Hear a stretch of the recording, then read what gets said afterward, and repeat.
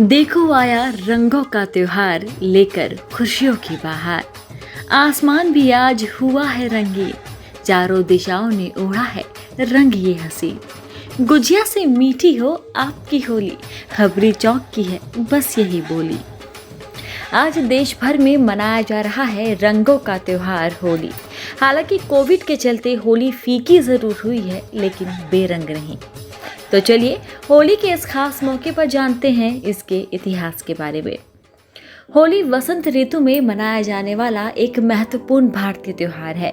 ये पर्व हिंदू पंचांग के अनुसार फाल्गुन मास की पूर्णिमा को मनाया जाता है। होली भारत का अत्यंत प्राचीन पर्व है, जो होलिका या होलाका नाम से मनाया जाता है। फाल्गुन महीने में मनाए जाने के कारण इसे फाल्गुनी भी कहते हैं।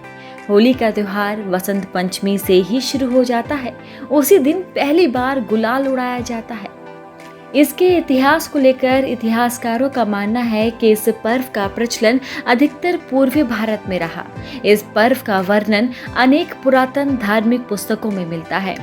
इनमें प्रमुख है जैमिनी के पूर्व मीमांसा सूत्र और कथा दह सूत्र, नारद पुराण और भविष्य पुराण जैसे पुराणों की प्राचीन हस्तलिपियों और ग्रंथों में भी इस पर्व का उल्लेख मिलता है।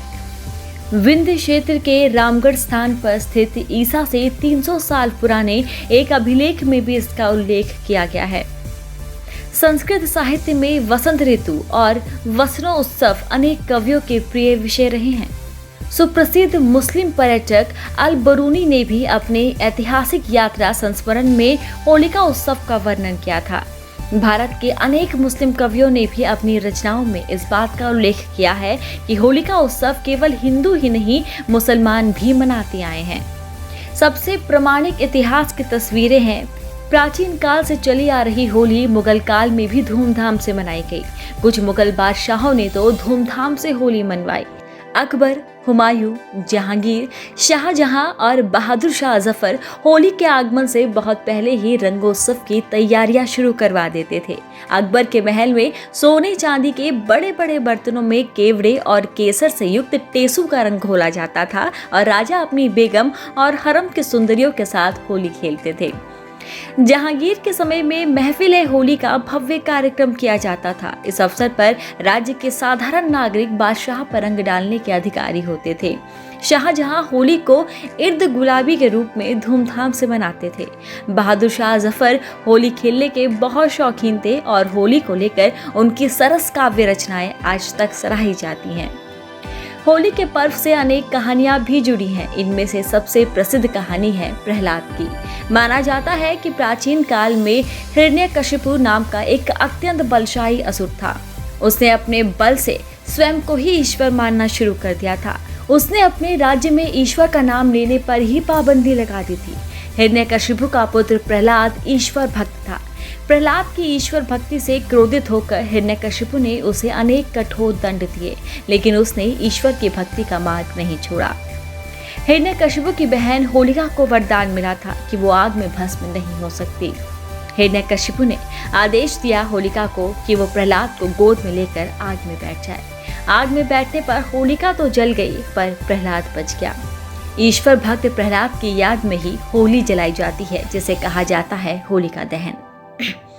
कुछ लोगों का मानना है कि होली में रंग लगाकर नाच गाकर लोग शिव के गणों का वेश धारण करते हैं और शिव की बारात का दृश्य बनाते हैं। कुछ लोगों का ये भी मानना है कि भगवान श्री कृष्ण ने इस दिन पूतना नामक राक्षसी का वध किया था।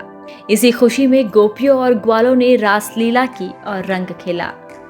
होली के पर्व की तरह इसकी परंपराएं भी अत्यंत प्राचीन हैं और इसका स्वरूप और उद्देश्य समय के साथ बदलता रहा है।